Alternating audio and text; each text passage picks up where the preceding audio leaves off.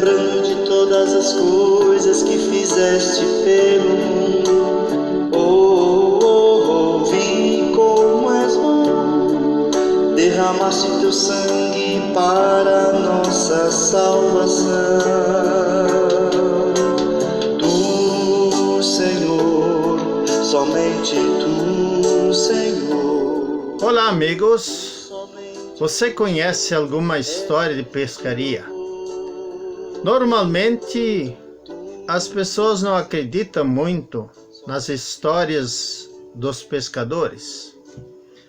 Mas nós temos dois registros na Bíblia que também são relatos de uma grande pescaria. E não são as famosas histórias de pescadores que nós conhecemos rotineiramente. No primeiro episódio é o chamamento dos discípulos. Acontece que eles pescaram à noite, não conseguiram nada e Jesus mandou lançar as redes. E foi naquela oportunidade que Jesus os chamou e disse: eu vou transformar vocês em pescadores de homens. E outro relato da história de pescaria nós temos em João, no capítulo final, um apêndice do Evangelho, capítulo 21, versículo 1 a 14, onde se conta que Jesus se manifestou para os seus discípulos. É interessante que João fala de Jesus não como apareceu, embora na Bíblia de linguagem de hoje esteja traduzido assim, que Jesus apareceu aos seus discípulos. Mas Jesus literalmente diz, manifestou-se para os discípulos. Enquanto os outros textos realmente usam o termo aparecer. Qual é a importância disso? Mostra o que está por trás dessa história de pescaria. Jesus se manifestou, se revelou. Revelou como o quê? Como Filho de Deus. João chama Jesus de Senhor depois da ressurreição. Ele é o Senhor. O Deus que tirou o povo do Egito, o povo de Israel. Então aqui não é uma simples pescaria, mas é a manifestação de Jesus como o Filho de Deus, como Salvador. E diz que foi a terceira vez. O interessante é o seguinte, Jesus já tinha aparecido para os discípulos, conforme o relato de João, no mínimo 2 vezes. E no segundo episódio nós temos a confissão de Tomé que ele é o Senhor e o Deus dele.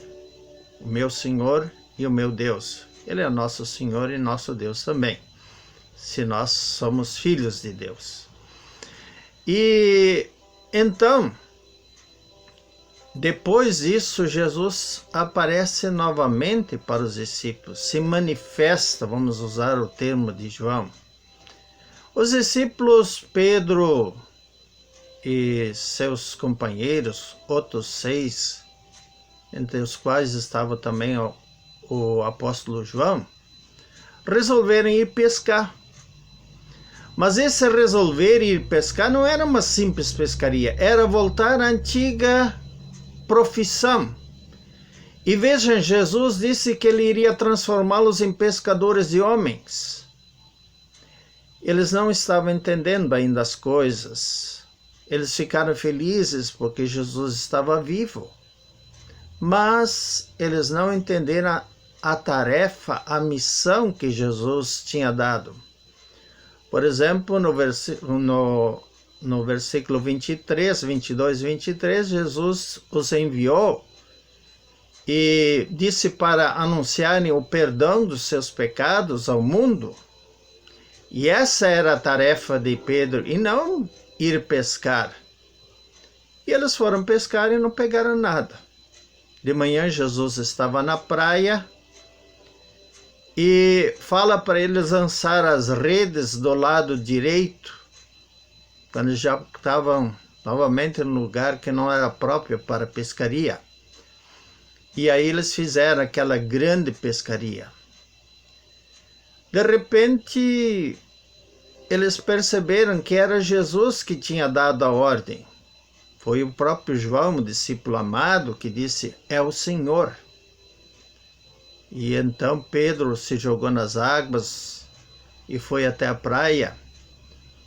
E os outros conduziram o barco até a praia, arrastando as redes, e fizeram uma grande pescaria.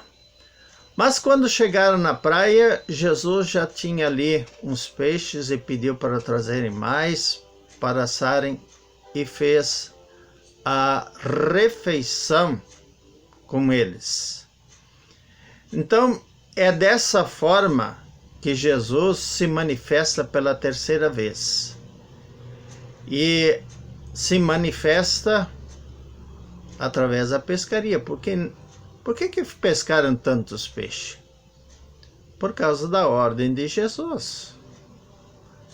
Embora você não seja chamado isso de um milagre, mas no fundo era um milagre, porque não é normal no local e da forma como pescaram se fazer uma pescaria assim como eles fizeram.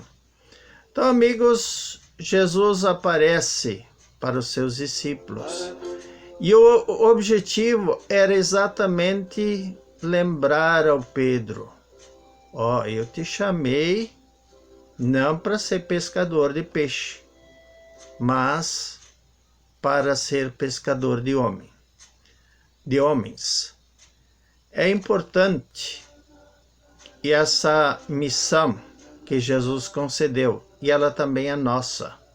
Nós também devemos anunciar a vitória de Jesus, o perdão dos pecados, a vida eterna. Ele é o Senhor.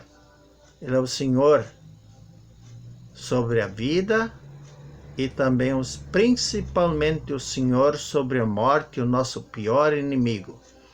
Por isso, amigos, vamos nós crer em Jesus como Salvador. Ele se manifestou.